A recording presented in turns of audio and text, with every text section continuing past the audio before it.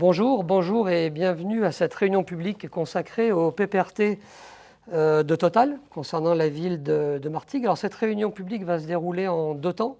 Un premier temps durant lequel nous allons avoir la présentation du PPRT par les équipes de la direction départementale des territoires et de la mer des Bouches-du-Rhône ainsi que par la DREAL, PACA, qui vont vous présenter le PPRT. Ça va durer peut-être 3/4 d'heure, une petite heure. Et puis suite à ces échanges-là, on aura une séance d'interactivité durant laquelle vous pourrez poser des questions. Alors, pour poser les questions, vous pourrez vous y prendre via deux canaux. Le premier canal, c'est en vous servant du chat qui apparaît juste à côté de l'écran de votre ordinateur. Alors, si vous avez des tablettes ou peut-être des mobiles, on ne voit pas forcément le chat qui apparaît à côté. En tout cas, si jamais vous aviez un problème avec le chat, vous avez la possibilité de nous poser les questions en composant un numéro de téléphone, un SMS, qui est le 06 17 13 13 00. Je répète 06 17 13 13 00, pardon. Et ça vous permettra d'envoyer un SMS au coût d'un appel local. Donc voilà pour le fonctionnement. Avant de laisser la parole aux représentants de la DDTM et de la DREAL, je vais donner la parole à monsieur le sous-préfet de l'arrondissement d'Istres. Monsieur le préfet, c'est à vous. Merci beaucoup. Je voudrais d'abord souhaiter tous mes voeux pour cette nouvelle année à tous ceux qui peuvent assister à cette réunion et aux représentants ici présents et les remercier de leur partage de ce moment. Cette année est une année particulièrement importante pour le territoire en termes de gestion des risques, puisque nous devrions voir l'approbation de plusieurs plans de prévention de risques technologiques, c'est PPRT, dont le régime a, depuis la catastrophe d'AZF en 2001, considérablement évolué, a été renforcé, notamment depuis 2003. Et donc les PPRT, avec toutes ces mesures de maîtrise de l'urbanisation autour des sites industriels à risque. C'est dans ce processus que s'inscrit la concertation autour de ces plans. Aujourd'hui, il concerne la révision du PPRT de la raffinerie Total La Mède, qui a été prescrit en 2009, approuvé en 2014, et après la réalisation de plusieurs réunions d'associations et de réunions publiques. Pourquoi la révision de ce PPRT? Car en 2015, Total Énergie a souhaité réorienter son activité traditionnelle de raffinage de pétrole brut vers la production de biocarburants à partir d'huile végétale et usagée. Elle y a été autorisée en 2018 et sa mise en œuvre a conduit à l'arrêt d'une certaine unité plus classique, on va dire, très classique même, permettant une réduction des risques dont la révision va permettre de traduire en termes juridiques l'impact. Et c'est pour ça que ce PPRT a été mis en révision. Donc, nous allons ouvrir cette réunion et je voudrais dire que je suis entouré à la fois pour la conduire par les équipes administratives de la DREAL, PACA, qui est conduite par Jean-Philippe Pelou, Fabien Ranassia, accompagné de Younes Rifad, et de la direction départementale de les travaux et de la mer, avec Clément Gasto, Patricia Couder, des territoires et de la mer, pardon, avec Clément Gasto, Patricia Couder,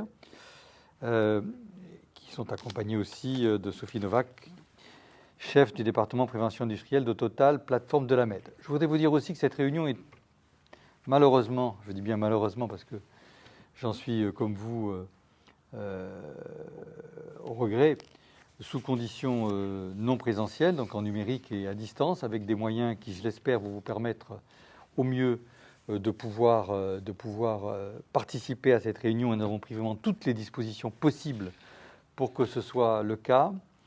Certains ont demandé à ce que cette réunion soit reportée pour pouvoir être en présentiel. Nous avons bien réfléchi à la question et toute demande est bien sûr pertinente dès qu'elle est argumentée, et cette demande était argumentée, pouvait tout à fait être analysée.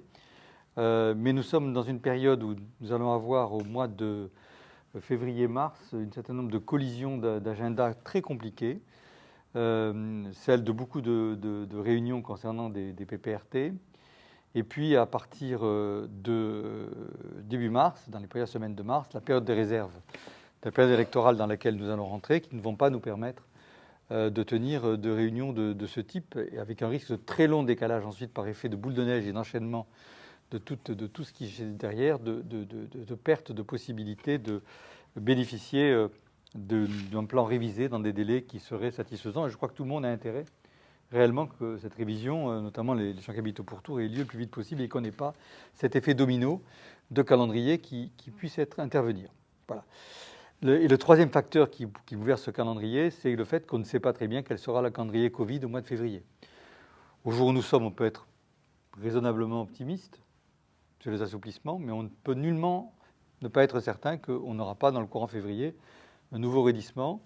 Et donc, de ce point de vue, on est dans un calendrier tellement incertain que le parti qui a été pris est le suivant: tenir cette réunion et espérer qu'elle soit la plus approfondie possible avec les moyens techniques que nous allons pouvoir mettre en œuvre. Et dans tous les cas, si on voit que, d'une part, on n'a pas encore une participation qui est suffisante et que le calendrier nous permet de tenir une deuxième réunion, je m'engage dans ce cas à ce qu'on tienne avec les services une autre réunion présentielle, comme ça on aura fait 2 fois cet exercice de concertation sur le terrain, si une fenêtre s'ouvre dans le mois de février, ce que je souhaite pouvoir faire. Ainsi, ceux qui n'ont pu assister à cette réunion, ceux qui voudraient y revenir pour poser d'autres questions, pourront, si nous pouvons faire ce deuxième exercice, nous rejoindre dans cette réunion présentielle, si elle est possible. Voilà, c'est pour quelques propos introductifs, et maintenant je laisse la parole aux hommes et aux femmes de l'art. Merci, Monsieur le Préfet. Donc, je vais déjà, dans un premier temps, peut-être donner la parole à Fabien Renassia de la DREAL, qui va nous réaliser le début de la présentation. Fabien, c'est à vous. Vous ne présentez pas le film Le film est juste après. Bon, d'accord. Donc on va vous présenter aujourd'hui le principe générique d'un PPRT. On va vous diffuser un film qui vous explique à quoi sert le PPRT et quel est son objet. On va vous présenter de façon plus spécifique les enjeux qui sont concernés par le PPRT de Total pour les logements de la commune de Martigues, en vous indiquant le zonage et le règlement qui est associé et qui vous précisera à chaque fois ce qu'il est possible de faire ou ce qu'il n'est pas possible de faire dans chacune des zones et quels seront les logements qui devront faire l'objet ou pas de prescription de travaux. Et puis nous aurons une large part qui sera également consacrée au financement des PPRT, puisqu'on a beaucoup de questions qui vont tourner autour du financement des travaux. Donc on a prévu d'y consacrer un certain temps avec, vous le verrez par la suite, des questions-réponses qui permettront peut-être déjà de répondre à plusieurs des questions que vous serez amenés à vous poser. Voilà, donc n'hésitez pas à poser les questions au fur et à mesure en ligne ou par SMS, et puis on y répondra à la fin. Juste pour compléter les propos de Monsieur le Préfet, on rappelle aujourd'hui en effet que si les modalités de concertation sont un petit peu complexes en vue du contexte sanitaire, la réunion publique d'aujourd'hui n'est qu'une étape du processus de concertation.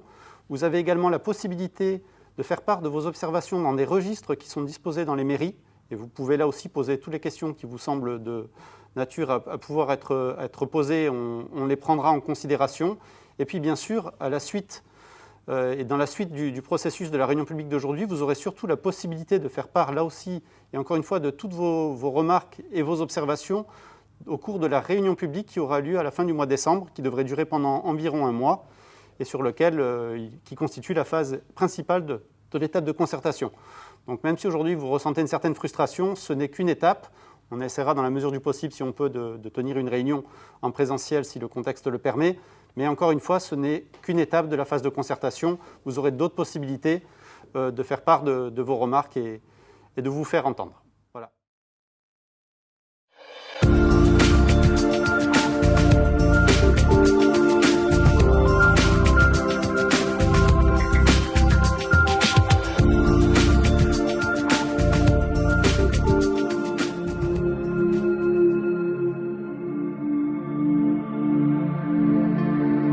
Pour les sites industriels à haut risque, c'est-à-dire les installations qui sont soumises à une autorisation pour fonctionner et qui, en raison de leur niveau élevé de risque, entraînent dans leur voisinage des servitudes quant à l'utilisation de l'espace, la loi du 30 juillet 2003, relative à la prévention des risques technologiques et naturels et à la réparation des dommages, prévoit l'élaboration de plans de prévention des risques technologiques appelés PPRT.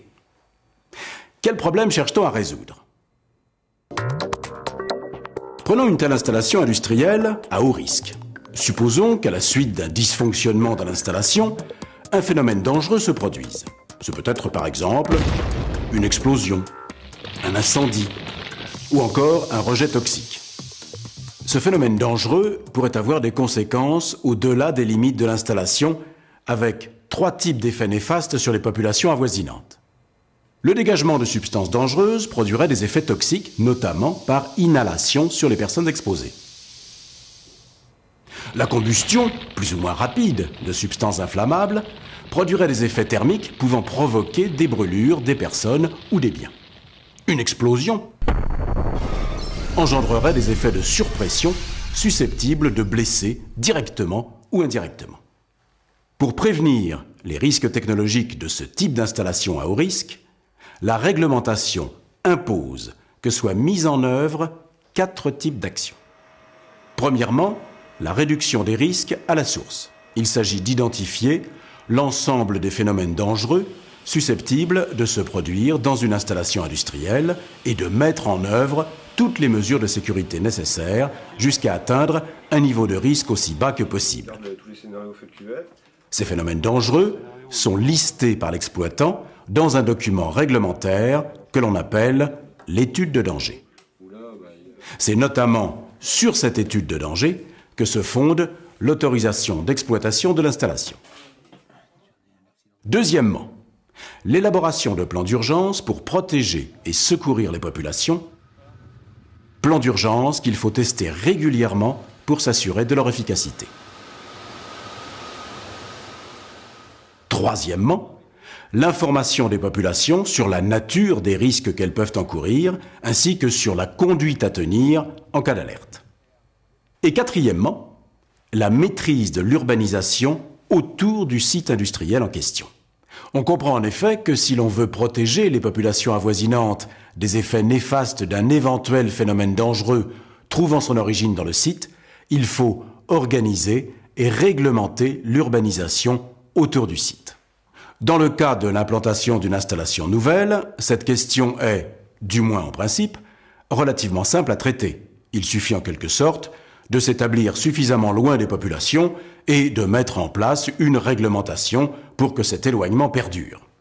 Mais dans le cas d'une installation existante, les populations peuvent ne pas être loin.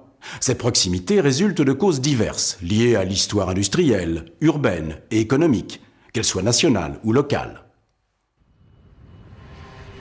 Par exemple, ici, des logements et une voie ferrée voyageurs côtoient une usine chimique. Et quelques dizaines de mètres plus loin, se trouve un stade. Là, à proximité du cœur d'un village, est implantée une entreprise de chimie fine. Ici, une route nationale longe un site Seveso 2. Ailleurs, enfin, des voies ferrées jouxtent un dépôt d'hydrocarbures. En France, il existe plus de 650 sites à haut risque. Dans la majorité des cas, cette proximité entre un risque technologique majeur et des habitations, des établissements recevant du public, d'autres entreprises ou des infrastructures pose problème. Cette problématique n'a rien de virtuel. Les accidents de Bhopal en Inde, d'Enschede aux Pays-Bas ou plus proche de nous d'AZF à Toulouse ont montré combien dramatiques peuvent être pour les populations les conséquences d'un phénomène dangereux en zone urbanisée. Résoudre ces situations héritées du passé, empêcher qu'elles se reproduisent et le faire selon des règles homogènes au niveau national, c'est l'objectif principal des plans de prévention des risques technologiques, les PPRT.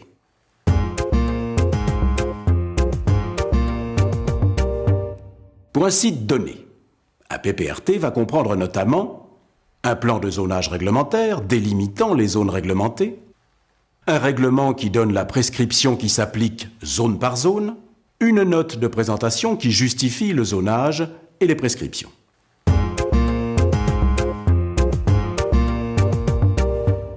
L'élaboration d'un PPRT réunit les acteurs suivants. l'État, représenté localement par le préfet, les services spécialisés de l'État, soit l'inspection des installations classées et la direction départementale de l'équipement, qui vont conjointement instruire le dossier. Les collectivités locales, représentées par les élus et leurs services techniques, les exploitants des sites à haut risque, le comité local d'information et de concertation, le CLIC, et enfin, tous les autres acteurs locaux choisis par le préfet, comme par exemple les associations.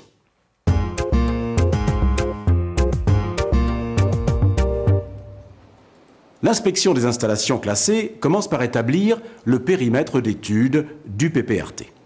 Pour cela, on considère l'ensemble des phénomènes dangereux listés dans l'étude de danger du site. Selon une règle nationale, certains phénomènes dangereux extrêmes et très improbables, et pour lesquels il est démontré que des précautions renforcées sont prises, sont écartés de l'étude. En effet, la protection des populations relève dans ce cas uniquement des plans de secours et non de la maîtrise de l'urbanisation locale. Puis, pour tous les autres phénomènes dangereux, on trace sur une carte la distance limite jusqu'à laquelle chacun de ces phénomènes peut produire des effets néfastes. On balaye ainsi tous les types d'effets, qu'ils soient toxiques, thermiques ou de surpression. Pour tracer ces limites, on utilise des systèmes d'information géographique et des logiciels de géolocalisation. La courbe enveloppe de l'ensemble de ces limites définit le périmètre d'étude du PPRT.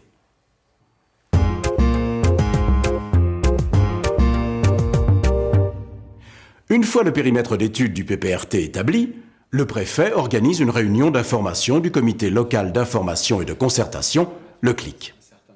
Il s'agit de présenter au CLIC l'objectif du PPRT, ses différentes étapes, l'organisation de la concertation et la manière dont les parties prenantes vont être conduites à collaborer. Cette information et cette mobilisation préalable ayant été effectuées, le préfet prend un arrêté dit de prescription du PPRT qui constitue son acte de lancement officiel. On rentre alors dans la phase technique du PPRT avec l'établissement d'une carte des aléas par l'inspection des installations classées.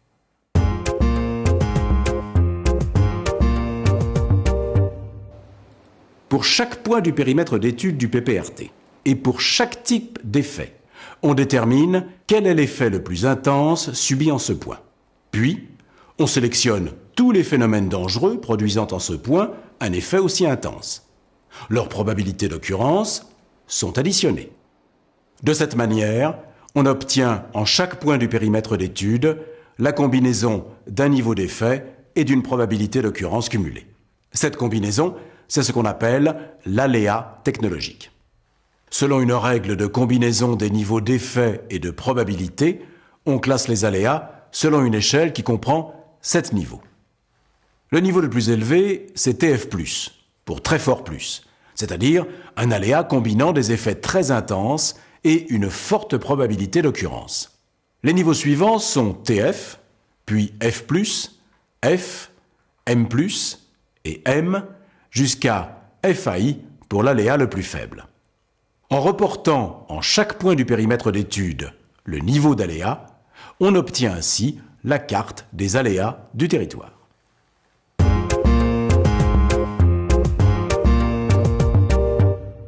Dans le périmètre d'étude du PPRT, on identifie les populations potentiellement exposées.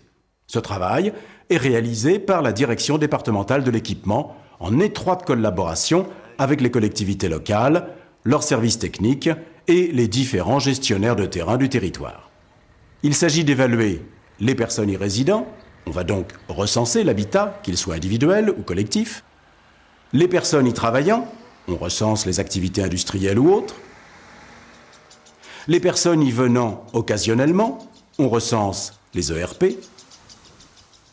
et les personnes qui y transitent, on s'intéresse aux infrastructures de transport. Parallèlement à ce travail, on collecte d'autres informations utiles comme les projets d'urbanisation du territoire. Tu vois, les projets, je pense qu'ils vont se passer plus là, dans la zone 2NH. Puis, de manière synthétique, on reporte sur une carte l'ensemble de ces informations. On obtient ce qu'on appelle la carte des enjeux du territoire.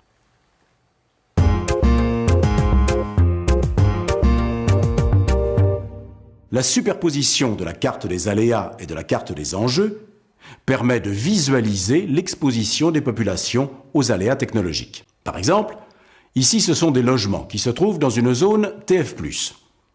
Ailleurs, ce sont des activités et un ERP en zone F+. Là, c'est un projet de lotissement en zone M. Cette superposition des aléas et des enjeux permet de rédiger une première carte de zonage appelée zonage brut. Cette superposition peut d'autre part conduire à identifier des investigations complémentaires à mener. Par exemple, dans la perspective de mesures foncières, il est nécessaire de connaître le prix de l'immobilier. La phase d'étude technique du PPRT est maintenant terminée. Il faut décider des mesures à prendre en tenant compte des différentes possibilités et du contexte local.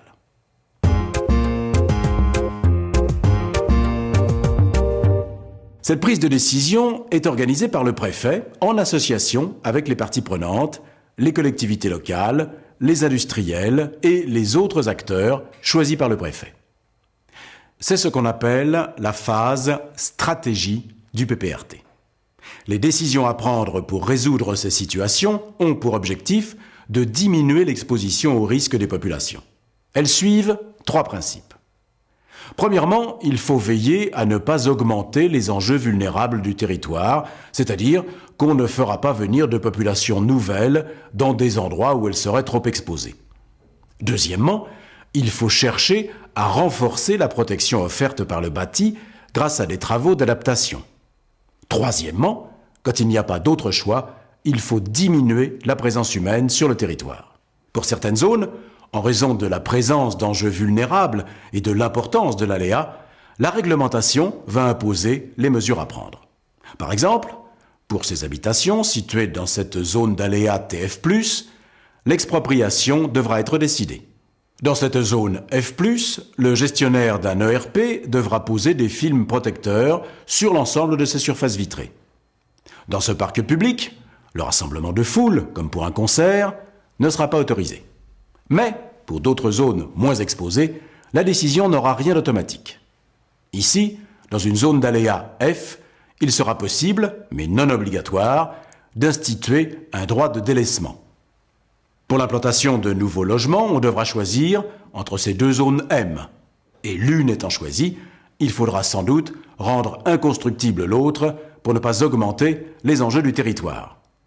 L'intérêt du PPRT est d'élaborer une stratégie de prévention du risque qui tienne compte des situations locales et qui s'articule de manière intelligente avec les projets d'urbanisme et de développement de la commune.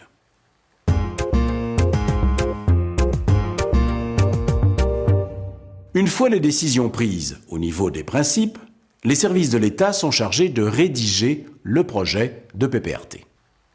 Ce projet comprend un plan de zonage réglementaire, un règlement comprenant les prescriptions qui s'appliquent secteur par secteur, une note de présentation qui justifie le zonage et les prescriptions. Ce projet de PPRT est alors présenté à l'ensemble des acteurs pour avis. Il fait ensuite l'objet d'une enquête publique. Au terme de ce processus, il est signé par le préfet, puis annexé au plan local d'urbanisme.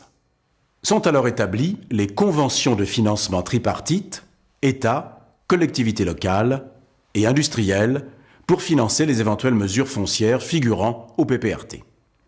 Le plan de prévention des risques technologiques constitue donc un ensemble de règles qui s'appliquent aux bâtis, aux équipements et aux infrastructures existants et futurs.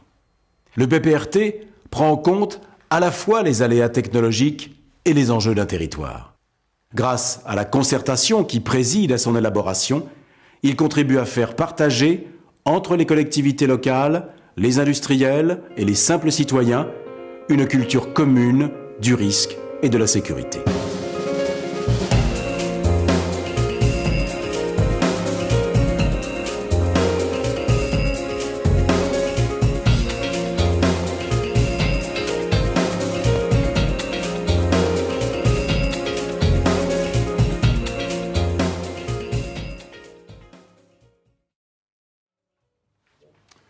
Voilà, donc suite à la diffusion de ce film, on va revenir très très rapidement sur les principes essentiels qui vous ont été exposés, et puis ensuite on va revenir de façon plus concrète sur les enjeux qui sont concernés au niveau de la commune de Martigues. Donc les PPRT, on vous l'a expliqué, ils ont été mis en place suite à la catastrophe de l'usine AZF de Toulouse en 2001. Ce sont des documents d'urbanisme dont le but est de protéger les populations présentes et futures qui sont situées à proximité des sites Seveso seuil haut, et qui définissent des zones de maîtrise d'urbanisation future, des secteurs de mesures foncières pour l'existant et des zones de prescription travaux, sur lesquelles on va revenir tout à l'heure. Donc en disant ça, ça veut dire que les PPRT ne traitent que du risque accidentel des installations qui présentent les risques les plus importants, les Seveso, et donc ils n'abordent pas les thématiques liées à la pollution de l'air, de l'eau, l'aspect environnemental ou énergétique de ces sites qui sont réglementés par ailleurs. Voilà, tout ça, c'est un petit peu en préambule pour vous dire qu'aujourd'hui, on ne va traiter que la phase accidentelle et que s'il y a des sollicitations qui concernent d'autres thématiques, ça ne sera pas forcément en lien avec la réunion d'aujourd'hui et on ne pourra pas forcément vous y répondre au vu du peu de temps qui est consacré. Donc le PPRT, il s'appuie sur 4 piliers. Le plus important, c'est la réduction du risque à la source, qui pour le site de Total, dans le cas présent, est très fortement liée à la restructuration du site qui a été opérée depuis 2015 et qui a été acté en 2019, on va y revenir. Le deuxième pilier, c'est la maîtrise de l'urbanisation, c'est l'objet du PPRT qu'on vous présente aujourd'hui. Ensuite, on a également l'organisation des secours qui est définie à travers plusieurs plans, les POI dont vous avez peut-être déjà entendu parler, les plans d'opération interne, les PPI, les plans hors sec. Et puis vous avez le quatrième pilier, c'est l'information du public, avec, depuis 2003, la création de CSS, avec l'obligation d'information des acquéreurs locataires sur les risques industriels. Donc avant de mettre en œuvre ces PPRT, les situations accidentelles possibles et leurs effets à l'extérieur du site sont recensés à travers des études de danger qui sont remises par l'exploitant et instruites par l'ADREAL. Les enjeux impactés, les logements, les activités, les sites industriels voisins sont étudiés en vue de définir les règles d'urbanisme les plus adaptées à retenir pour le PPRT. Le PPRT ne crée pas de nouvelles zones à risque. Déjà, une loi depuis 1987 définissait des zones de danger Z1 et Z2 associées à des règles d'urbanisme strictes, dont le périmètre était d'ailleurs à peu près équivalent à celui du PPRT en cours pour le site de Total. Mais la principale différence apportée entre ce qui existait auparavant et ce PPRT, c'est que le PPRT permet en plus de traiter les enjeux déjà implantés, là où la réglementation précédente ne permettait que de limiter les nouveaux projets. Donc, les acteurs, le PPRT, c'est un processus qui ne se fait pas uniquement entre services de l'État. On y associe les collectivités, les représentants des salariés, les représentants des riverains, les différentes sociétés qui impactent le PPRT, donc dans cette phase d'association. Il faut savoir qu'on en a déjà eu 2 depuis la révision du PPRT, dont la dernière qui a eu lieu au mois de janvier de cette année, donc c'est récent. Et puis parallèlement à cette phase d'association où on réfléchit ensemble à une stratégie d'élaboration du PPRT, on a également une phase de concertation, c'est l'objectif de la réunion publique d'aujourd'hui, où chaque personne intéressée par le projet peut prendre connaissance à tout moment et pendant la phase de processus d'élaboration du PPRT des différents enjeux qui les concernent. Et puis, comme je vous l'ai dit tout à l'heure, la phase de concertation, elle se prolonge par la suite, avec notamment la phase d'enquête publique qui arrive en fin de processus. Donc ici, vous avez une présentation du périmètre simplement du PPRT. Donc ça définit l'ensemble des enjeux qui sont susceptibles d'être concernés par le PPRT. On va revenir tout à l'heure de façon plus précise et avec évidemment une définition un petit peu meilleure sur les logements qui sont concernés. C'est juste une présentation générale. Donc, pour rappeler simplement que le PPRT de la raffinerie de Provence, il existe depuis 2009, il a été prescrit en 2009 et il a été approuvé en 2014. Donc, à l'époque, ce PPRT, il concernait environ 1000 logements, dont 800 qui étaient susceptibles de faire l'objet de travaux de prescription, parce que parmi les logements, certains sont éligibles au financement et d'autres ne le sont pas. Et puis, il générait beaucoup de mesures foncières. Vous le voyez dans la slide de présentation, 70 parcelles, dont 56 sur Martigues, étaient concernées par le PPRT approuvé en 2014. Donc, suite au projet de reconversion du site qui a été lancé en 2015 et qui a été autorisé en 2019. Alors ce projet de reconversion, c'est un projet de production de biodiesel à partir d'huiles végétales et d'huiles usagées. Et puis parallèlement, la société Total continue de produire des carburants pour l'aviation, des additifs antipolluants pour les véhicules et les poids lourds, et puis avec d'autres projets qui sont liés, des projets de fermes solaires et un centre de formation. Voilà pour le projet de reconversion. Donc ce projet de reconversion, du fait de la disparition d'un certain nombre de substances dangereuses et d'un certain nombre d'installations à l'origine du risque, va générer au niveau global du PPRT une réduction des risques au niveau des enjeux. Donc vous le voyez, on était sur 870 phénomènes dangereux au global, c'est-à-dire sources d'accidents qui pouvaient impacter des enjeux à l'extérieur du site, pour aujourd'hui se retrouver à environ la moitié. Donc la suppression, l'essentiel des phénomènes dangereux qui ont été supprimés suite à la reconversion du site porte essentiellement sur la suppression des effets toxiques au niveau notamment des habitations, puisqu'un certain nombre de substances étaient contenues soit dans les produits pétroliers qui étaient raffinés, soit dans les installations qui les utilisaient. Donc ça a généré une forte diminution du nombre de phénomènes dangereux, mais également de l'impact au niveau des enjeux à l'extérieur du site, que ce soit au niveau, on l'a vu tout à l'heure, des mesures foncières, puisqu'on était sur 72 parcelles environ au global sur le PPRT approuvé en 2014. Aujourd'hui, on n'a plus aucune mesure foncière sur les logements. Donc on va y revenir tout à l'heure. Les mesures foncières, c'est les expropriations ou les délaissements possibles. On a uniquement des activités qui sont encore, des sites industriels qui sont encore situés dans ces zones de mesure foncière. Et puis ça se traduit également par une diminution importante du nombre de logements concernés par les travaux, environ 200 à 300 logements de moins par rapport au PPRT approuvé en 2014.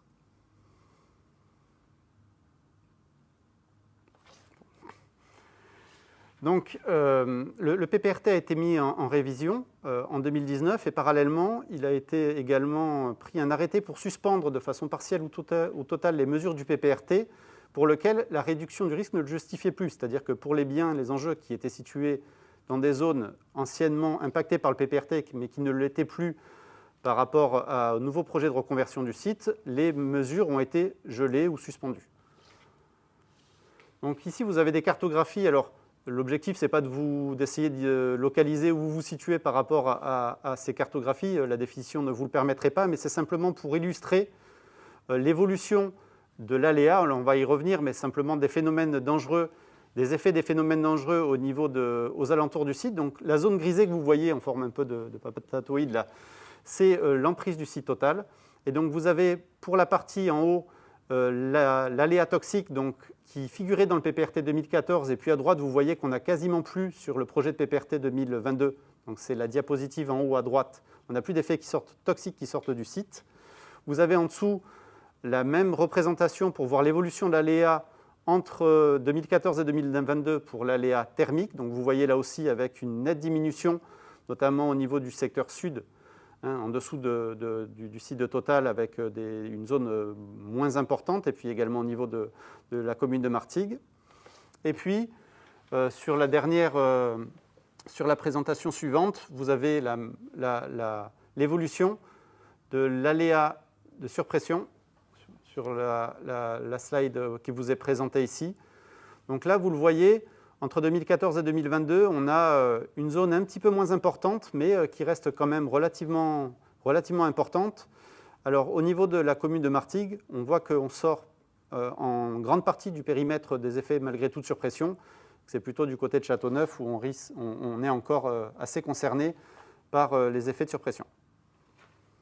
Donc voilà simplement illustré de différentes couleurs, une représentation de ce que vous donnez le périmètre en bleu du PPRT qui était approuvé en 2014, avec aujourd'hui en rouge le périmètre du PPRT tel qu'il est présenté aujourd'hui. Donc on le voit quand même avec une diminution relativement importante du nombre d'enjeux impactés. Donc on vous a parlé tout à l'heure de phénomènes dangereux. En fait, pour définir simplement, on va le voir, le zonage, on va définir des aléas, c'est-à-dire qu'on va essayer d'évaluer quels sont, par type d'effets, c'est ce qu'on vous a présenté sur les cartographies précédentes, les effets de surpression, donc c'est les effets de souffle dus à une explosion d'un phénomène, les effets thermiques liés à leur rayonnement, ou les effets toxiques, l'émanation d'une substance toxique dans l'air qui vont être modélisés pour définir l'aléa technologique. Alors l'aléa, c'est la combinaison justement entre l'intensité de ces effets et la probabilité qu'ils se produisent en un point donné du territoire.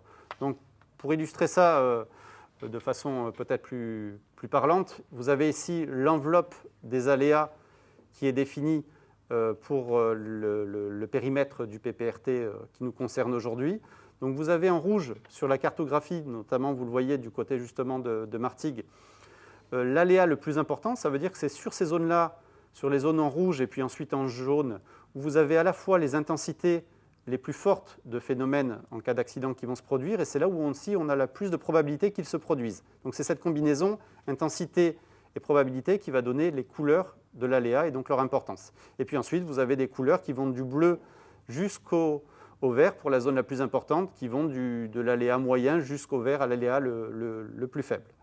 Donc qui concerne essentiellement des effets de surpression, on va y revenir tout à l'heure.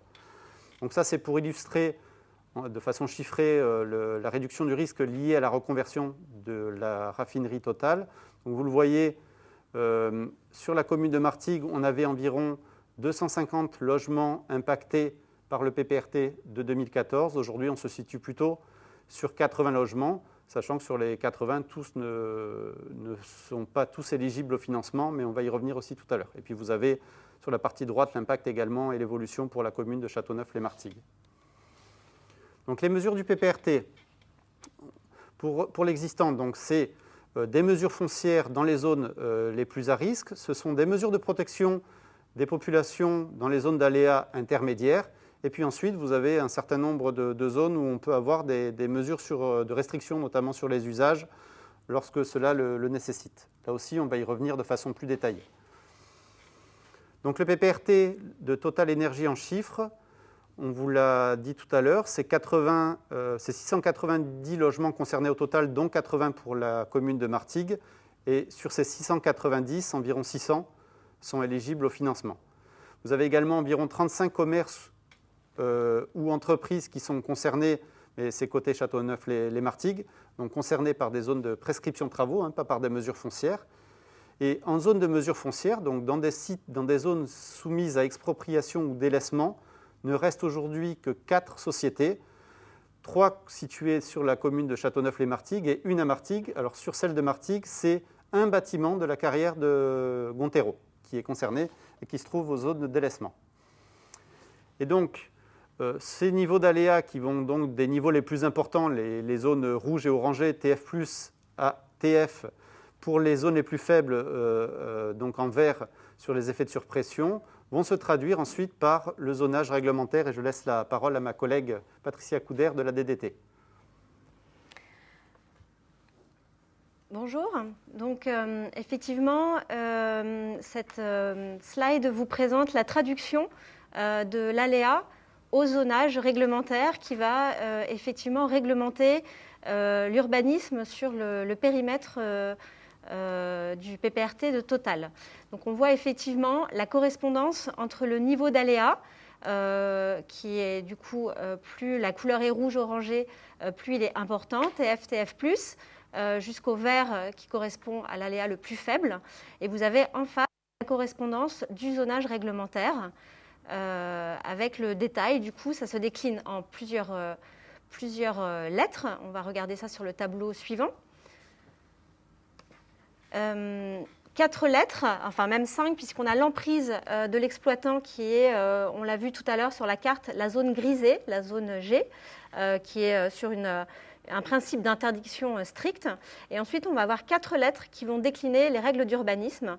Donc le grand R, sur lequel on est sur un principe d'interdiction renforcée, avec quelques rares exceptions, avec sur les secteurs fonciers des expropriations ou un délaissement possible, on y reviendra en détail. Sur le petit r, un principe d'interdiction, sauf de rares exceptions, et en termes de mesures foncières, nous sommes sur du délaissement. En termes de travaux prescrits, il peut y avoir des prescriptions de travaux pour les logements. Ensuite, on passe sur le zonage bleu, le grand B, où on est sur un principe d'interdiction limitée, avec des prescriptions d'usage ou de protection. pas de mesures foncières sur ce zonage, mais des prescriptions de travaux sur les logements. Et enfin, la zone petit b, où nous avons un principe d'autorisation avec des prescriptions mineures, pas de mesures foncières également, et des prescriptions de travaux pour les logements. 3 documents réglementaires composent le PPRT. Le règlement qui vous sera mis à disposition sur la phase de concertation. Le règlement s'applique aux différentes zones situées à l'intérieur du périmètre d'exposition au risque. Il est opposable à toute personne désireuse d'entreprendre des projets nouveaux, des extensions ou aménagements sur de l'existant. Et les biens existants à la date d'approbation du PPRT sont également concernés par ce règlement. Le deuxième document, c'est le cahier des recommandations qui vient compléter le règlement par des actions conseillées. Et enfin, le zonage, sur lequel nous allons revenir en détail, qui permet à la parcelle d'avoir la composition et les règles d'urbanisme. À noter que ce zonage est transmis sous un format SIG aux collectivités concernées qui peuvent du coup en faire aisément l'instruction. Donc vous avez ici un zoom sur le zonage réglementaire du PPRT de Total, avec du coup un rappel du codage des couleurs. En gris foncé, vous avez l'emprise de l'exploitant Total. Et puis en rouge foncé, la zone grand R, principe d'interdiction, le petit R, le grand B, le petit b et la zone de cinétique lente sur lesquelles il y a quelques restrictions, nous y reviendrons. Il y a ensuite des zooms sur ces parties. Donc là, il s'agit d'un zoom sur la partie de Martigues qui nous concerne plus particulièrement aujourd'hui, avec, du coup, on le voit, une diminution très importante du zonage. Et du coup, on voit sur ce secteur les parties qui sont impactées par les différentes catégories du zonage, avec les zones d'enjeu. En rose clair, vous retrouverez le bâti, les bâtis, et en rose foncé également, les activités. Le zoom suivant rappelle le zonage précédent. Donc on peut voir que la réduction du périmètre du zonage réglementaire entre 2014 et aujourd'hui. Ici, nous avons un zoom sur le sud de l'emprise avec effectivement une partie qui est concernée par le zonage petit r et qui concerne un bâtiment de l'entreprise Gontero.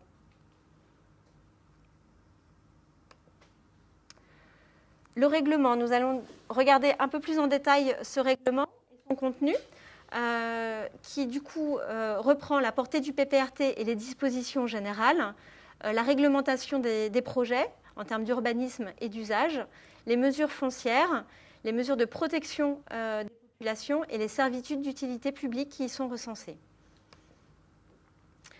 Donc rapidement, voilà, ce sont les 4 grandes lettres qui articulent le règlement, je n'y reviens pas, et qui structurent du coup ce règlement en 6 zones, avec voilà, la zone d'interdiction stricte, la zone G, la zone R, la zone d'interdiction renforcée, petit r, interdiction, grand B, l'autorisation limitée, petit b, autorisation, et la zone L, une zone d'autorisation sans prescription. Le règlement distingue pour chaque zone 3 grands types, l'existant, les projets liés à une construction ou un aménagement autorisé à la date d'approbation du PPRT et les nouveaux projets. Certaines dispositions particulières peuvent concerner des entreprises rejoignant une organisation spécifique, la plateforme économique, qui regroupe des installations ayant des activités communes et pouvant mutualiser leur gestion. Le projet de règlement, donc, qui essaye de résumer, selon ces 3 entrées, l'existant, les nouveaux projets et les aménagements et les extensions, les grands principes. Alors, c'est assez compliqué, c'est un document qui est compliqué à résumer, mais ici, il s'agit d'essayer d'exprimer les grands principes selon ces 3 entrées. La petite carte en vignette en haut vous rappelle le zonage qui est concerné. Là, finalement, assez peu plutôt de l'activité essentiellement sur cette zone G, qui correspond à l'emprise de l'exploitant, sur laquelle, effectivement, sur l'objet, on reste sur un principe d'interdiction. Sur les nouveaux projets, on va être également sur un principe d'interdiction, sauf pour les plateformes qui ont rejoint, qui seront membres de la plateforme. Et idem sur la partie aménagement et extension. Sur la zone grand air, sur l'existant, on est sur un secteur ouvrant droit à de l'expropriation pour les biens bâtis et possibilité pour certaines entreprises de se maintenir sous conditions. Pour les nouveaux projets, on est sur un principe d'interdiction renforcée. Pour les activités protection adaptée aux intensités des aléas. Et sur les aménagements extensions, principe d'interdiction renforcée, sauf rares exceptions. Nous reviendrons en détail et sur des zooms géographiques sur ces secteurs pour voir exactement sur les logements et les activités les bâtiments qui sont concernés. Là, nous présentons les grands principes par grandes lettres du zonage. Sur la zone petit air, donc sur un principe d'interdiction, pour l'existant, un secteur ouvrant droit au délaissement pour les biens bâtis. Pour les activités, on ouvre droit aussi à du délaissement pour les biens bâtis, possibilité pour certaines entreprises de se maintenir sous conditions. Pour les nouveaux projets, nous sommes sur un principe d'interdiction et également pour les aménagements et extensions, principe d'interdiction, sauf rares exceptions, protection adaptée à l'intensité des aléas. Sur le zonage bleu, nous sommes sur un principe d'autorisation qui se décline en grand B et petit b. Donc sur l'existant, pour les logements, la protection est adaptée à l'intensité des aléas et des mesures de protection, avec des mesures de protection des populations. Et pour les activités, pareillement, des mesures de protection des personnes. Sur les nouveaux projets, nous sommes sur un principe d'interdiction et pour les autres activités, un principe d'autorisation limitée. Avec une interdiction notamment concernant les ERP, les bureaux ou les commerces, et une protection adaptée à l'intensité des aléas. Concernant les aménagements et les extensions, nous sommes également sur un principe d'autorisation limitée, avec des aménagements ou des extensions possibles, mais encadrés et une protection adaptée à l'intensité des aléas. Enfin, sur le zonage petit b, qui concerne une grande partie du périmètre du PPRT de Total, nous sommes sur un principe d'autorisation, avec sur l'existant et les logements, une protection adaptée à l'intensité des aléas et des mesures de protection des populations. Nous reviendrons en détail également sur ces prescriptions de travaux et les mesures de financement qui les accompagnent. Pareillement pour les activités. Sur les nouveaux projets, nous sommes sur un principe d'autorisation, sauf quelques rares exceptions, un principe de limitation de la densité et des prescriptions adaptées à l'intensité des aléas. À noter que ces prescriptions adaptées à l'intensité des aléas sont déclinées dans un tableau du règlement qui s'appelle le tableau des objectifs de performance. Sur les aménagements et extensions, nous sommes sur un principe d'autorisation, aménagement et extension ou extension possible ou encadrée et une protection adaptée à l'intensité des aléas.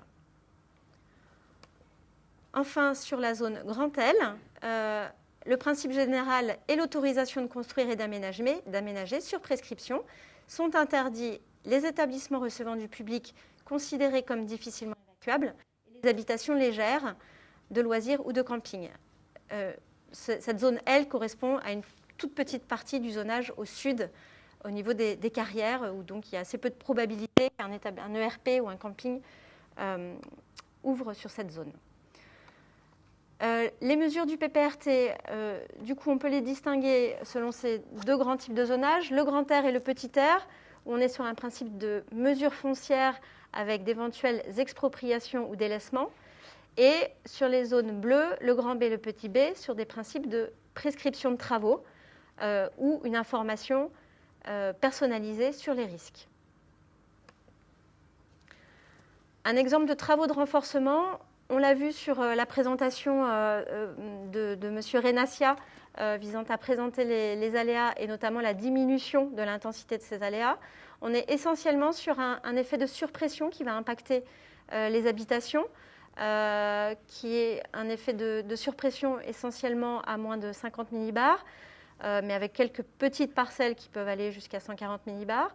Un exemple donc de travaux à réaliser, il va s'agir essentiellement de travaux sur les surfaces vitrées avec du film antifragment ou éventuellement des travaux sur les toitures ou les structures porteuses, mais plus rarement sur ce PPRT. Je repasse la parole à Fabien Renassia sur la partie financement. Oui, donc le financement de ces mesures, en fait, mais on va y revenir là aussi plus en détail, il est réparti, c'est prévu par le Code de l'environnement, entre trois entités que sont l'État, l'industriel à l'origine du risque, donc la société totale, et puis les collectivités. Donc le financement se fait à travers une signature du convention de financement qui définit la clé de répartition de chacune de ces entités, sachant que par défaut, c'est un tiers qui est retenu si aucun accord n'est trouvé, et avec un droit au délaissement qui est ouvert pour une période de 6 ans, à compter de la date d'approbation du PPRT. Donc les mesures du PPRT pour l'existant, donc on vous l'a expliqué pour les activités. Donc en zone de mesure foncière, on a uniquement une activité sur la commune de Martigues qui est un bâtiment de la carrière de Gontero, qui est en secteur de délogement, et aucun logement ni activité concernée. Et on a également 6 propriétés qui appartiennent à la société totale et qui sont en zone de restriction d'usage. Donc c'est des propriétés qui vont être murées et qui n'auront plus de vocation à être utilisées. Mais donc on n'a aucun logement ou activité qui appartiennent à des particuliers impactés par des mesures foncières sur le PPRT révisé. Donc pour l'existant, comme sur les 6 logements concernés, donc on va avoir, qui sont situés dans des zones grand air ou petit air, on va se retrouver donc en zone de prescription d'usage. Et puis pour les zones soumises à travaux, donc que ce soit en zone grand B ou zone petit b, qui dépendent de l'intensité de l'aléa selon si notamment on est en risque de surpression plus ou moins important, sont concernés pour la commune de Martigues 72 logements. Donc vous avez ici la cartographie qui représente les différents enjeux dont on a parlé. Vous le voyez, c'est tout en haut près de la zone grisée. Vous avez le bâtiment de la carrière Gontero qui est dans la zone quadrillée en rose, donc en zone de délaissement. On va y revenir, ce n'est pas la peine d'insister. Et puis ensuite, vous allez avoir un zoom au niveau des logements concernés sur la slide d'après pour les logements donc, impactés notamment par des zones de mesure foncière. Ce sont les propriétés sur la slide suivante. Pour le slide, excusez-moi, on avait un petit décalage dans la présentation. C'est en direct. Donc on a quelques logements, donc c'est les villas dont on vous parlait qui appartiennent à l'exploitant total, donc qui sont situés sur des zones de mesure foncière en zone rouge assurée et qu'on revoit ici plus dans le détail. Donc vous voyez, il y a trois villas qui sont en zone rouge foncé, en zone d'expropriation, et 3 villas qui touchent à peine la zone assurée en rose, donc qui sont soumis en délaissement, et puis on a 2 petits bâtiments qui correspondent à des garages. Donc ici, ça va être des restrictions d'usage, ce sont encore une fois des villas qui appartiennent à la société totale. Après, vous sont présentés ici donc un focus sur les zones qui vont faire l'objet de prescriptions de travaux. Donc vous avez ici les différentes habitations. Donc vous voyez, on est au-dessus du niveau des habitations de Total, et donc pour l'essentiel, ce sont là aussi des logements qui appartiennent à l'exploitant sur ce secteur. Et ensuite, non, sur la slide précédente, vous avez les logements qui sont situés vers le secteur du Paty. Donc vous le voyez avec alors parmi les 72 logements dont on vous a parlé tout à l'heure impactés par les travaux, donc il y avait un certain nombre de villas qui appartenaient à la société totale, et donc ici vous avez le décompte de ce qu'il reste sur ce secteur-là. Donc vous voyez, ce sont des villas qui se situent dans la zone bleu clair, ici, donc qui correspondent à des zones de prescription de travaux. Donc, lorsque des travaux sont prescrits, donc tout à l'heure vous ont été présentés quelques exemples de types de renforcement, notamment au niveau des vitrages. Il faut savoir que ces logements sont financés en partie. C'est-à-dire que ce n'est pas au propriétaire d'en assurer l'essentiel. Il y a 90% du montant de ces travaux qui est financé, 40% sous forme de crédit d'impôt, 25% qui sont financés par la société totale dans le cas présent, et 25% qui le seront par les collectivités qui perçoivent la région, le département et la métropole. Alors, le coût des travaux, il est plafonné dans la loi à 20 000 € ou 10% de la valeur vénale du bien. Sur ces 90% de travaux financés, donc s'il y a 90%, ça veut dire que par définition, 10% reste à la charge des particuliers, des propriétaires. Et donc, les discussions sont en cours actuellement, sachant qu'on a déjà des engagements, des propositions de la société Total pour prendre en charge la moitié de ces 10% qui resteraient à la charge des propriétaires. Le département qui s'est porté volontaire pour en prendre 2,5%. Et donc la métropole et la région actuellement pour lesquelles on n'a pas de réponse ont fait remonter leurs propositions et on attend un retour de leurs élus. Et donc l'objectif, c'est évidemment qu'on arrive à ce que ces travaux soient financés à 100% et donc à 0% par les propriétaires. Donc les travaux prescrits par le PPRT, ce sont des travaux obligatoires qui doivent être réalisés dans le délai de 8 ans qui suivent l'approbation du PPRT, avec, vous le verrez, on va y revenir, des dispositifs d'accompagnement pour aider les riverains justement à mettre en pratique la réalisation de ces travaux.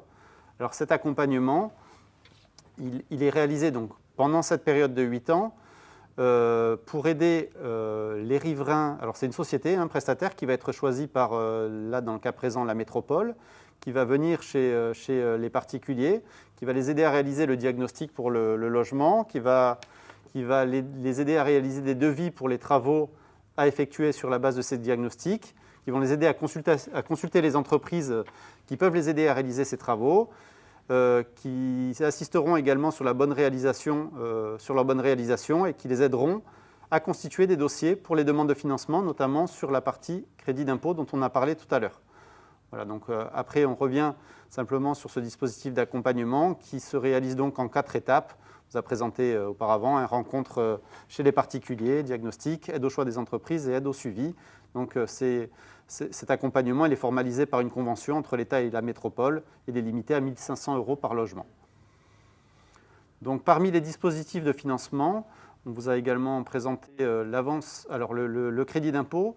Alors, il existe une possibilité à ce que le crédit d'impôt, qui normalement est remboursé une fois que les travaux sont payés par le propriétaire, il existe une possibilité, un montage qui permet de ce que cette somme soit avancée. Donc, concrètement, ce sont des sociétés anonymes d'intérêt collectif pour l'accession à la propriété, les SACICAP, qui vont obtenir auprès des établissements bancaires et qui vont préfinancer le financement des travaux qui sont nécessaires. Et qui vont ensuite proposer des prêts à taux zéro pour les particuliers, donc sans intérêt. Le particulier paye les travaux à la société qui va venir les réaliser en bénéficiant du prêt à taux zéro et donc du montant sans rien avoir à débourser de son côté. Il demande ensuite de bénéficier du crédit d'impôt sur sa feuille de déclaration et lorsqu'il se fait rembourser par l'État suite à la réalisation des travaux, lorsqu'il obtient le crédit d'impôt, à ce moment-là, il rembourse à la SACICAP le prêt à taux zéro qui a été obtenu une fois le crédit d'impôt reçu. Voilà. Donc voilà, on y revient, je ne reviens pas, c'est déjà la présentation d'exemples de travaux qui sont prescrits notamment vis-à-vis des effets de surpression. Il faut savoir également qu'il existe un certain nombre de guides pour le renforcement, notamment des fenêtres, donc, qui vous sont présentés ici, sur lesquels je ne reviens pas sur la présentation suivante. Voilà, vous avez ce type de guide qui existe. Donc, les mesures du PPRT, donc vous avez, on le disait tout à l'heure, parmi les piliers de la maîtrise des risques, l'information, et notamment, vous avez une obligation d'information par l'État des propriétaires ou gestionnaires ou responsables des biens ou d'activités pour les bâtiments qui sont situés en zone grand B ou petit B.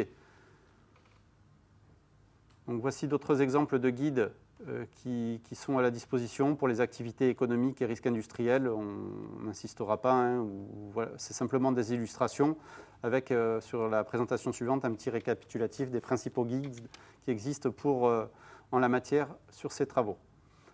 Donc aujourd'hui, sur le calendrier de mise en œuvre du PPRT, on se situe donc dans la phase de concertation, hein, donc vous le voyez, en 2022.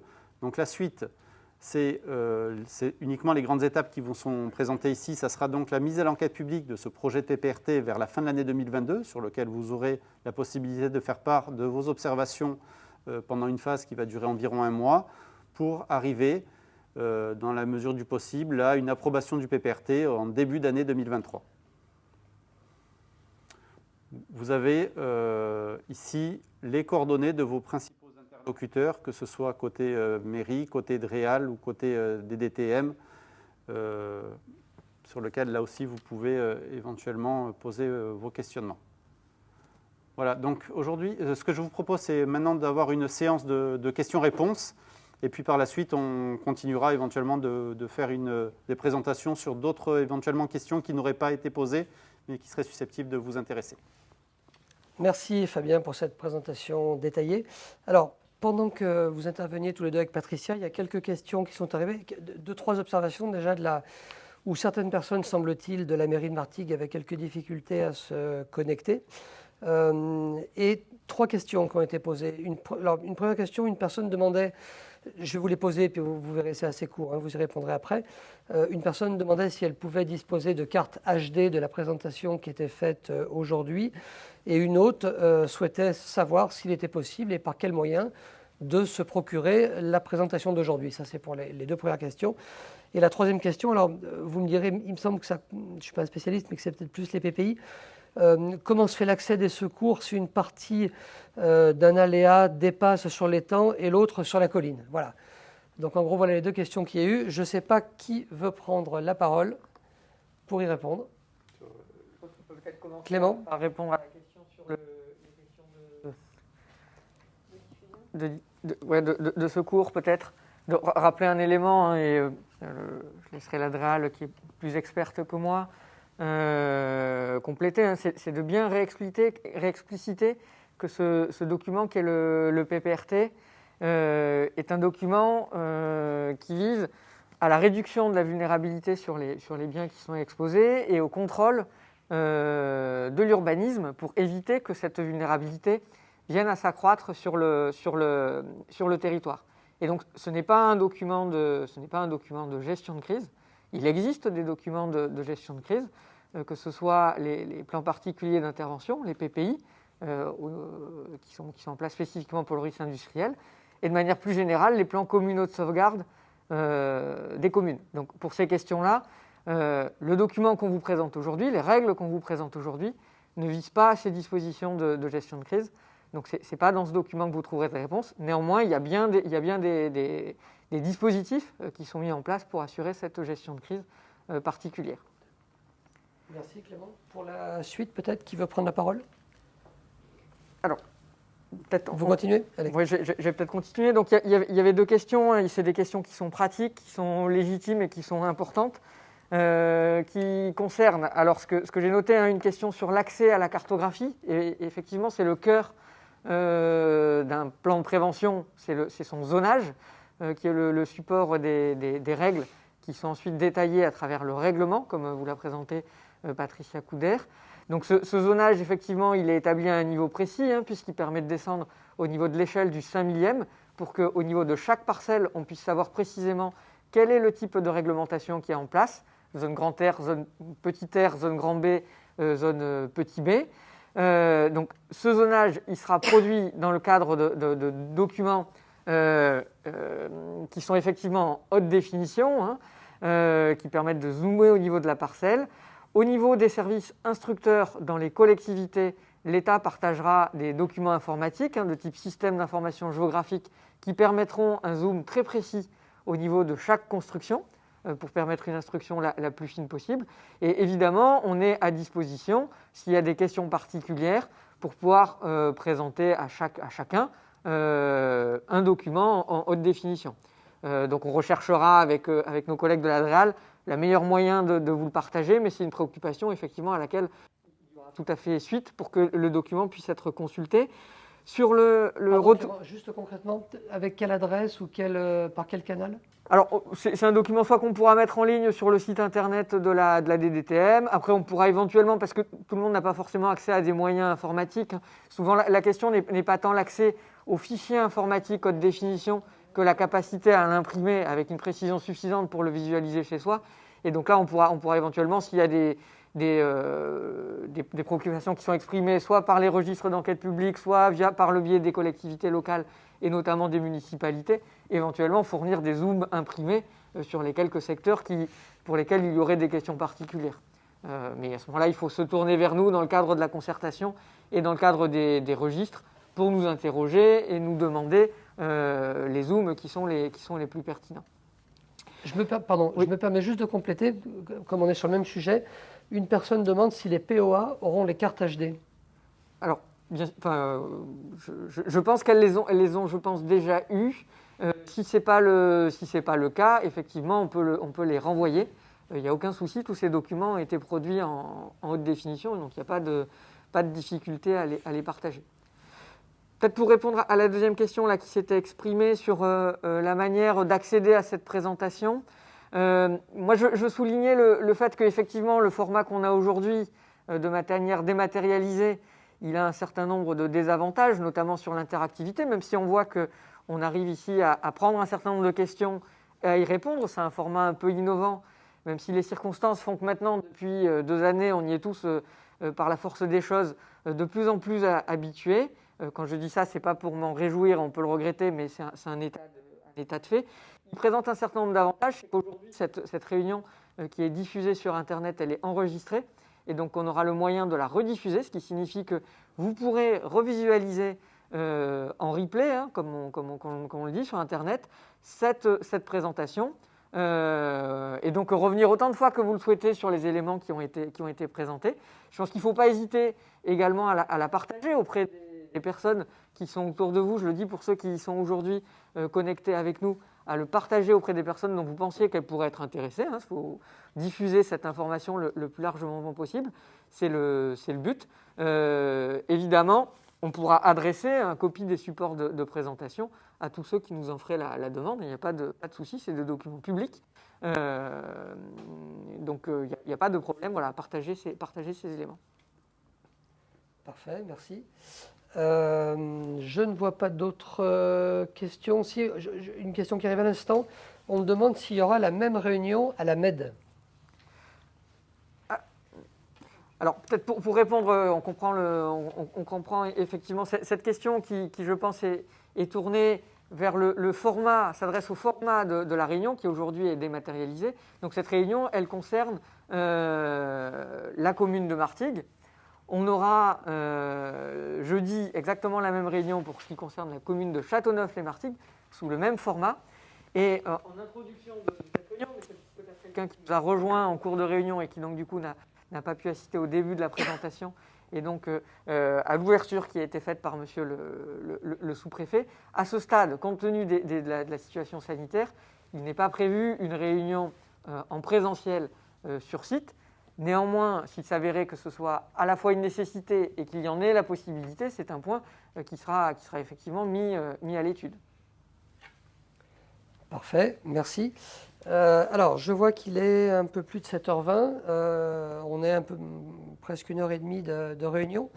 Est-ce que quelqu'un veut rajouter quelque chose? Alors, je sais qu'on avait des séries de questions qui étaient prêtes. Vous voulez qu'on passe peut-être à ces questions? On va commencer à les dérouler. Est-ce que quelqu'un veut les commenter? Peut-être Fabien? On va les lire tout simplement. Je pense qu'elles sont assez... Est-ce qu'on peut les afficher peut-être ou... Oui, pardon. Elles sont là. Les voilà.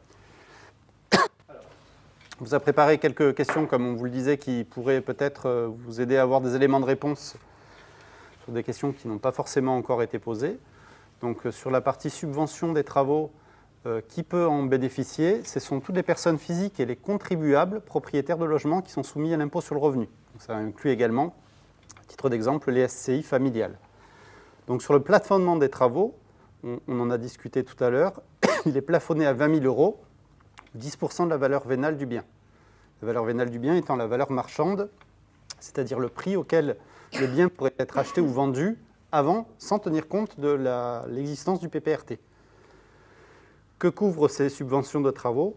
Alors, pour les travaux prescrits, uniquement, parce que les travaux recommandés ne font pas l'objet de financement, elles couvrent le diagnostic, le montant des travaux qui sont réalisés et qui doivent être réalisés par un professionnel, qui couvre l'achat des matériaux et la main-d'œuvre. Donc, pour en bénéficier, il faut impérativement la remise d'une facture par le professionnel. Donc, ça veut dire qu'un particulier qui achèterait lui-même des matériaux ou qui réaliserait une partie des travaux ne pourrait pas bénéficier de la subvention. Elles doivent impérativement être réalisées par un professionnel avec remise d'une facture. J'ai une résidence secondaire, ai-je droit aux subventions? Alors oui, mais pas en totalité.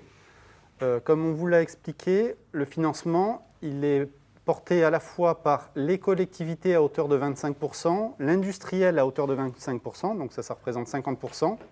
Et sur cette participation de 50%, les résidences secondaires peuvent faire l'objet de subventions. Par contre, pour les crédits d'impôt qui portent sur 40%, seuls les logements qui font office de résidence principale sont éligibles, que ce soit pour le propriétaire ou pour son locataire. Est-ce que j'aurai à financer l'intégralité des travaux? Donc la loi prévoit que 90% des travaux soient financés, donc par l'État, les collectivités et la société à l'origine du risque. Néanmoins, pour les 10% qui restent à la charge du propriétaire, on a des discussions, comme on vous l'a indiqué tout à l'heure, qui sont en cours pour arriver à un financement total. Donc des propositions ont déjà été faites en ce sens par la société Total et par le département des Bouches-du-Rhône. Dans quel délai vais-je voir mes travaux financés? Puis-je voir mes travaux financés? Alors il faut impérativement que les travaux soient réalisés dans les 8 ans qui suivent la date d'approbation du PPRT. Au-delà de cette période de 8 ans, les travaux restent obligatoires, il n'y a pas de limite de temps pour les réaliser, mais elles seront à la charge exclusive du propriétaire et qui ne pourra donc plus bénéficier de financement. Question suivante, que se passe-t-il si les travaux ne sont pas réalisés? Comme on vous l'a dit, ce sont des travaux obligatoires. Donc en cas de vente, vous avez déjà l'obligation d'informer les futurs acquéreurs qui pourront se servir de l'argument du fait que les travaux n'auraient pas été réalisés pour négocier le prix à la baisse. Et puis vous avez également une incertitude qui pèse sur la réaction des assureurs en cas de sinistre qui pourraient vous reprocher de ne pas avoir réalisé les travaux qui étaient obligatoires dans les délais impartis. Donc est-ce que je serai accompagné pour réaliser les travaux? Donc là aussi, on vous l'a indiqué tout à l'heure, il y a une convention qui a été signée entre l'État et la métropole qui devrait être renouvelée en 2023. Donc un prestataire sera choisi par la métropole et va vous accompagner et vous aider à toutes les phases de réalisation des travaux, depuis la phase de diagnostic jusqu'à la partie financement, pour vous accompagner, vous aider à réaliser ces travaux. Existe-t-il une liste d'entreprises agréées pour réaliser ces travaux? Non, on n'a pas de liste d'entreprises agréées pour la réalisation de ces travaux. Tous les artisans peuvent y répondre, mais vous pouvez vous rapprocher des chambres de commerce et d'industrie qui pourront vous fournir une liste d'entreprises aptes à pouvoir les réaliser. Et dans tous les cas de figure, vous aurez le prestataire également qui sera retenu pour vous accompagner, qui pourra également vous conseiller sur ces points et qui vous aidera par la suite à réaliser le contrôle sur la qualité des travaux réalisés. Donc il va vérifier notamment en amont que le devis est proposé et conforme à l'objectif de protection du PPRT. Et puis lorsque les travaux seront réalisés, il vérifiera que ce qui était prévu a bien été fait dans les règles de l'art. Et donc sur la dernière question, c'est la question dont on a traité tout à l'heure. On a la possibilité de bénéficier d'une avance du crédit d'impôt selon un dispositif qui vous a été présenté donc à travers les SACICAP qui vous accordent un prêt à taux zéro et que vous remboursez une fois que vous avez obtenu le crédit d'impôt de l'État sur la base évidemment des travaux une fois réalisés. Voilà les quelques questions qui reviennent assez régulièrement sur cette partie de financement, mais si vous en avez d'autres, n'hésitez pas. Parfait, merci, merci Fabien pour ces quelques questions qui rentraient peut-être un petit peu plus dans le détail. Alors, juste pour vous dire qu'il est 19h19 et que vous êtes quand même plus de 40 personnes à avoir suivi cette réunion. Donc ça montre quand même votre attachement, en tout cas même malgré la distance, à ce type d'événement. Si vous êtes d'accord, est-ce que quelqu'un veut rajouter quelque chose peut-être avant qu'on puisse conclure les travaux? Je ne sais pas si quelqu'un souhaite prendre la parole. Clément, oui. Oui, peut-être vraiment pour réinsister sur le fait que cette réunion aujourd'hui, elle se tient de manière dématérialisée, Mais l'ensemble de cette séance de réunion qui a été enregistrée va faire l'objet d'une rediffusion accessible par Internet au moment à tout moment vous pourrez y accéder. C'est vraiment l'avantage de ce format.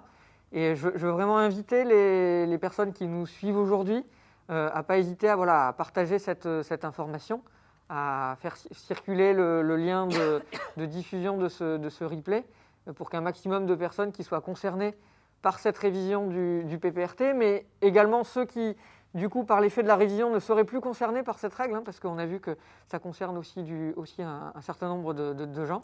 Voilà, que l'information diffuse au maximum et que chacun puisse apporter auprès de la DDTM et de l'ADREAL, qui conduisant ensemble cette révision de ce PPRT de Total, toutes les questions, toutes les observations qui sont utiles pour permettre de faire évoluer ce document de la manière la plus claire, la plus positive et la plus compréhensible possible. Donc c'est le moment de vous exprimer. Ce n'est pas la fin non plus de cette procédure, puisque aujourd'hui on en est au stade de la concertation publique. Il y aura à l'issue de cette phase l'engagement également d'une enquête publique. L'enquête publique, c'est une procédure qui est menée par un commissaire enquêteur qui est indépendant, qui vous permettra de réexprimer ou d'exprimer pour la première fois, si le besoin survient à ce moment-là, toutes les questions, toutes les observations qui vous paraîtront légitimes. Le commissaire enquêteur fera la synthèse de toutes les observations, les fera remonter à l'autorité préfectorale, de manière à ce que l'ensemble de l'expression publique puisse être considéré, afin éventuellement de faire évoluer une dernière fois ce PPRT, et avant son approbation. Donc voilà, un message important, c'est que chacun est acteur du risque, vous êtes acteur du risque également dans l'établissement de cette règle, donc n'hésitez pas à participer, toutes vos contributions sont les bienvenues. Parfait, merci Clément. Écoutez, s'il n'y a pas d'autres interventions, je vois qu'il n'y a pas d'autres questions. Peut-être, Monsieur le Préfet, si vous voulez nous dire un petit mot pour clore les travaux. Non, mais simplement remercier surtout le public assidu qui nous a rejoints dans cette séance. Et les questions qui ont été posées ont montré que les préoccupations sont très concrètes et que ce plan a une visée à être extrêmement précis et concret, d'où cette procédure pas à pas de concertation et d'échange qui va déboucher sur de nouvelles étapes. Nous ferons le maximum, si la condition du Covid pour le permettre, pour redoubler cette réunion sur site, peut-être l'ensemble des communes ensemble, pour donner une occasion d'avoir encore un dernier échange.